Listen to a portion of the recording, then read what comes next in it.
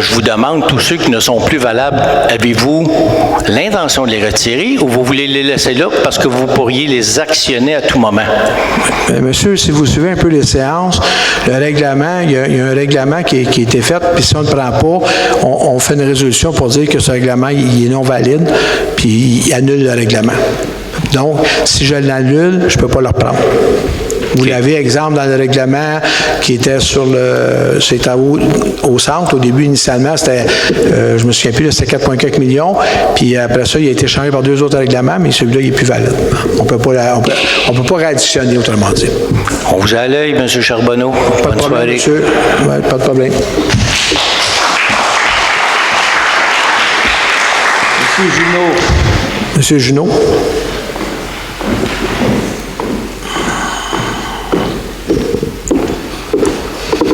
Deux petites questions. Encore une fois, 2 démissions. Oui. Il me semble qu'à Saint-Adolphe, ça démissionne assez allègrement. Donc, le greffier n'a pas passé 3 semaines, je pense. La question que je me pose, puis que je pose au conseil, en général, quand il y a tant de démissions dans une entreprise, ça préclude à un problème d'administration ou à un grave problème d'incompétence à engager le bon personnel. On est dans quelle situation? Ça nous coûte une fortune, ça. Je vous laisse répondre vous-même à ça. Non, c'est une question que je vous pose. Je n'ai pas à répondre à ce genre de questions-là, merci. Combien, je vais modifier ma question. Il y a eu combien de démissions sous votre administration?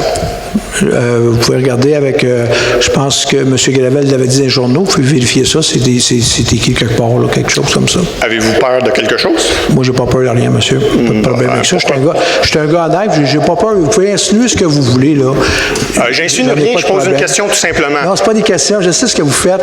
Tu sais, c'est vrai que j'ai pas de l'air trop intelligent, là, mais il y a une petite limite, comprenez-vous?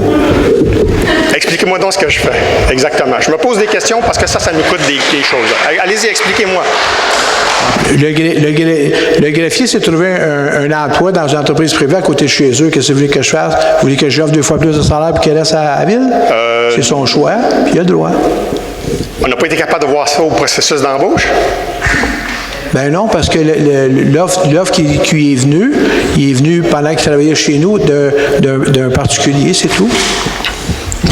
OK. Bon, je vais reprendre ma question à un moment ultérieur parce que je vais regarder les chiffres, mais c'est une conclusion qui est assez alarmante, le nombre de personnes qui démissionnent de Saint-Adolphe. Je dirais que dans les 6 dernières années, il y a eu un taux de roulement qui est plus élevé que la quantité de personnel, donc en pourcentage. Vous dites non, montrez-moi les chiffres. Il y a quoi? Il y a combien d'employés à la ville? 55 employés, grosso modo?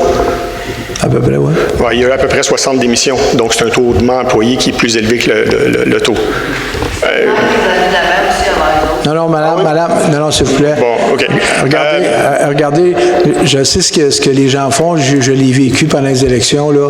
Vous prenez des démissions, on va vous donner un exemple, quand on arrive à la fin de l'été, il y a à peu près, mettons, 12 étudiants, ou pas, je n'aurais pas, mettons, on va dire 6 étudiants qui s'en vont. Ça, c'est des démissions aussi. Si j'ai démission, regardez, je vais vous envoyer un courriel à Maire à Saint-Adolphe. Donnez-moi les chiffres. Non, merci, je ne suis pas moi à faire ça. C'est à qui? Vous pouvez trouver l'information, sur les procès-verbaux de la ville. Bon, OK. Deuxième question. Vous avez mis dans votre budget 1,2 million courant. Il y avait 1,2 million pour la bibliothèque en 2023. Donc, en repartant en appel d'offres, la bibliothèque, sûrement, l'argent ne sera pas vraiment dépensé dans ce budget-là. Il arrive quoi avec cet argent-là? Je ne comprends pas. Vous aviez dans votre budget d'opération 1,2 million qui était vers la bibliothèque. Il y a 1,2 million pour la bibliothèque là?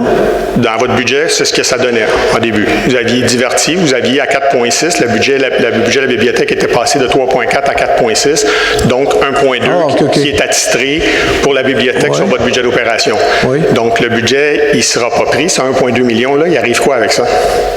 Bien, probablement que ce n'est pas bibliothèque, puis on a investi pas loin d'1 million. On va être obligé d'être payé de nos poches. Déjà là, ça va régler une partie du 1,2 million. Et j'aimerais juste, parce que vous avez parlé tantôt d'utiliser les bons mots, vous n'avez pas investi, vous avez dépensé. Donc, excusez, j'ai pas compris, monsieur. Je vais utiliser les mots que vous avez dit, là, utiliser les bons mots avec M. Duranceau. Vous n'avez pas investi, vous avez dépensé. Parce qu'il n'y a pas d'investissement. Ça, c'est un. Vous parlez aussi de perdre la subvention. La subvention, il faudrait peut-être expliquer aux gens exactement qu'est-ce qu'elle est. C'est pas le gouvernement qui va nous donner 1,2, 1,3 millions direct dans nos poches. Hein, c'est le gouvernement qui nous donne l'argent sur 20 ans. Effectivement. Effectivement. Donc, ça fait juste couvrir une partie des intérêts. Donc, c'est pas une réduction du projet, ça. Il faudrait que les gens, et ça soit bien expliqué aux gens.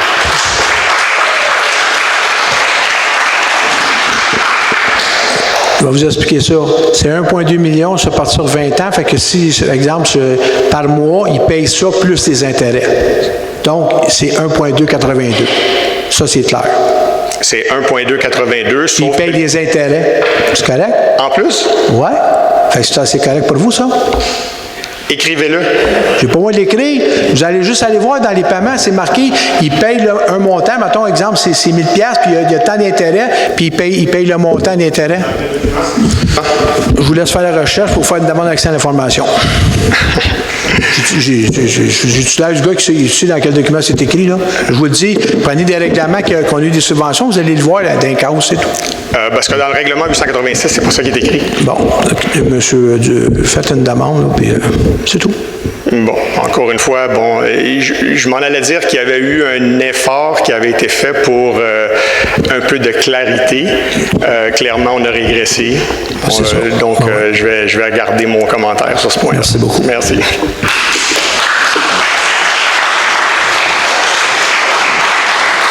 Madame Brisebois. Madame Brisebois.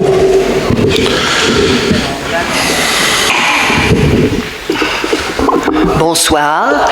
Diane Brisebois depuis toujours, à Saint-Adolphe depuis toujours. Alors, je suis un peu mal à l'aise, ça fait longtemps que je ne suis pas venue parler ici. Moi, je voulais vous remercier, le conseil municipal, pour le beau travail que vous faites, parce que c'est pas évident d'être en politique, surtout présentement. Alors, je vous remercie d'avoir baissé le taux de taxe général du 100 $, ce qui nous a permis quand même d'économiser un peu d'argent. Je vous remercie aussi d'avoir réglé plusieurs dossiers qui traînaient depuis l'année des temps. Il y en a, ça faisait 20 ans qui traînaient. Preuve à l'appui, j'ai assisté pendant 22 ans de ma vie aux assemblées du conseil. Alors, depuis que vous êtes élu, Monsieur le maire, avec la première équipe, vous aviez deux personnes de votre équipe, plus 4 personnes qui n'étaient pas dans votre équipe, mais vous avez quand même fait pendant ce 4 ans-là un très, très beau mandat. C'est quoi votre question, Mme Brisebois? Ma question, c'est... dans le fond, ma question, c'est est-ce que je peux faire des remerciements? C'est ça, ma question. Je peux-tu en faire? Il faut dire merci, c'est beau. Non, je voudrais dire un peu plus que merci, parce que j'admire votre courage politique. C'est pas évident de ce temps-là d'être en politique. J'ai commencé à réécouter les assemblées du conseil sur YouTube, puis des fois, j'entends des affaires qui sont un peu décourageantes, mais c'est correct. Tu sais, les gens, ils ont le droit de s'exprimer. Ce que je voulais vérifier aussi avec vous, là, j'en ai une question. Sur la municipalité, on a un nombre de terrains construits de 3 894 résidences. Puis, on a dans Saint-Adolphe-d'Howard un nombre de terrains vacants de 3 535 terrains vacants. Je vous le dis, je l'ai trouvé sur le site de la ville, OK? Dans les terrains vacants qui sont là, c'est-tu les terrains qui appartiennent à la municipalité que vous êtes retrouvés avec ces terrains-là parce qu'ils n'ont pas été en vente pour taxe, ou c'est vraiment des citoyens qui ont ces terrains-là? Tu sais, on a moitié-moitié de terrains construits, puis on a une autre moitié qui est non construit. Effectivement, il y a des terrains qui nous appartiennent. On a un grand nombre de terrains qui nous appartiennent. Des fois, on essaie de les céder aux terrains contigus. Des fois, on a un petit terrain de 5 000 pieds, puis il y a des gens qui ont un terrain de 20 000, on essaie des fois, les gens veulent les acquérir, fait qu'on essaie de les vendre.